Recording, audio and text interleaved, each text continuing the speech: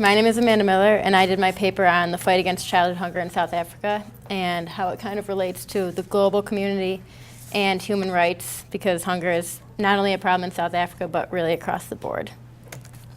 So just a little bit of background on childhood hunger in general. World hunger is responsible for just over under half of the deaths of children under 5 years old every year. Which, when you think about it, that's really young kids who are dying just because they don't have enough food. And 3.1 million children die annually every year because of hunger and lack of nutrition. And so it's not just South Africa that's facing this problem, it's really across the board. In terms of hunger in South Africa specifically, this is currently one of the biggest problems that South Africa is facing. 1/5 of children living in South Africa are malnourished. And although the number has steadily declined recently, it's kind of leveled off since about 2013, and there's about 2.5 million children who report living in households where they aren't getting enough food, and they're just living in this hunger, and they really don't know any different. Some of the demographics about it: children who live in the poorest households generally are facing the most hunger. Poverty is a direct cause of this childhood hunger, and in South Africa, most of the poorest households are black households, so most of the childhood hunger is concentrated in black children. And this has a lot of negative health effects on children, such as stunting, which is low weight and height for children, abnormally low there too. They're just not growing normally. Iron deficiencies, vitamin A deficiencies, and acute malnutrition. And these all cause serious cognitive developmental issues for children. It can cause heart problems, and they usually go hand in hand, so it's not just stunting or vitamin A deficiency. They all happen together, and they're not able to grow the way they're supposed to grow. And that negatively affects their education, their adult working capacity. They don't grow up to, their economic productivity is lower because of this. It leads to lower wages in adulthood, and that really slows down the economy and kind of continues this cycle of childhood hunger when they're not growing up and getting the jobs they need because they're not developing right, because they're not getting the nutrition they need. The cycle just keeps going and going because then their children grow up the same way. And it just, throughout life, they never really get over these negative health effects. And this places a lot of burdens on the healthcare field because they're constantly having to go to the doctor. They're just not getting the health care that they need, so they're never able to get over it. And this is just, the graph is just the amount of stunting, and around the world, and South Africa is one of the highest places that it exists. So in terms of politics, the political system does have a big impact on the hunger that's occurring. With the presidential election coming up, poverty is kind of a big issue because the ANC isn't as popular as it used to be because the leaders are, they're very wealthy, they're living good lives while most of the country is poor. And that doesn't sit well with the citizens because they see their leaders having all this wealth and they're not getting the same advantages as that. And there was an issue with the Deputy President, Kgalema Motlop, in February. He made a speech where he kind of underestimated and downplayed the amount of hunger that exists. And no one really knows why he lied about it, but that's caused more corruption. And so that's a big issue in the election coming up because the political system and the party that wins could really shape the poverty in the future. In terms of the economy and the global community, South Africa is still attracting a lot of international investment.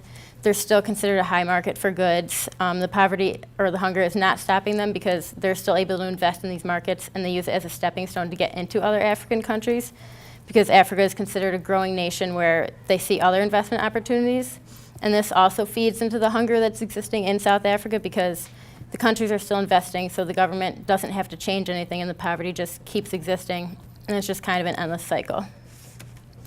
In terms of how South Africa locally is trying to solve this problem, one of the biggest things they've done, they've integrated this integrated nutrition program, and that just works on trying to combat this hunger from all angles: education, distributing food,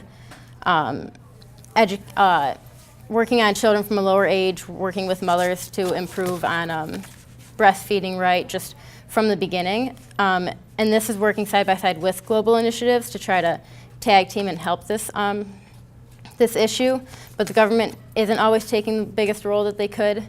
They're just kind of sitting back and they just put these programs in place and they just kind of watch it happen instead of hands-on forcing it to happen.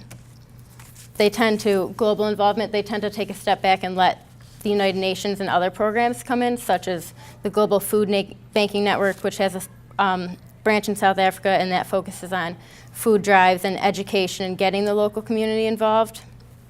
Try to work with them to give them more food, and the South African government tends to sit back and let this happen instead of actively taking a role. But in order for this problem to be solved, the local and national communities have to work together. But there's a lot of global initiatives like the Global Food Banking Network, the World Food Program, that work to solve this problem across the world, not just in South Africa. In terms of human rights, this problem that across the world is a violation of human rights, because in the Bill of Rights, even in the Universal Declaration of Human Rights in South Africa, it states that everyone has a right to adequate food, and most children are not getting this right. And that's violating the human rights, and the government is not really doing anything about it. And it's the same everywhere. In the US, 1 in 5 children are reporting hungry as well, so the numbers are pretty similar. I didn't think I was going to be able to relate it very well to the QU seminar series, but I found that, well, in terms of the local Quinnipiac community, I know I've never really firsthand seen childhood hunger like this, so it was kind of a culture shock to see this happen, to research all of this. But it does exist in the US all over the place. And it went back to nature versus nurture from QU101, whereas does the environment or parents have a bigger impact? And it was kind of both. In South Africa, the parents aren't around in the children's life a lot that are experiencing this hunger, so the children grow up to do the same thing to their kids, and it's kind of an endless cycle. And culture and QU201, culture and cultural differences in the national community. This is the culture that the kids are used to. They don't know any different. They're used to this hunger. So when they grow up, they don't really see a reason to change. They just don't know any different. And from a global perspective, it's just a problem. I didn't expect it to be such a problem worldwide, but it is across the whole globe. In terms of solution to this problem, there really isn't an easy solution. It has to come from the local, national, and international levels. It has to work from individuals. All governments, like in South Africa and across the world, they have their own problems. They have their own agenda, but at the same time, they have to focus on trying to work together to help this problem, or it'll never be solved. They have to put more resources into it because they don't put a lot of resources into it, which is why it's not really improving that much. It can be done if you work towards a common cause, but until then, the same problems are going to keep existing that have been existing. Thank you. Nice questions.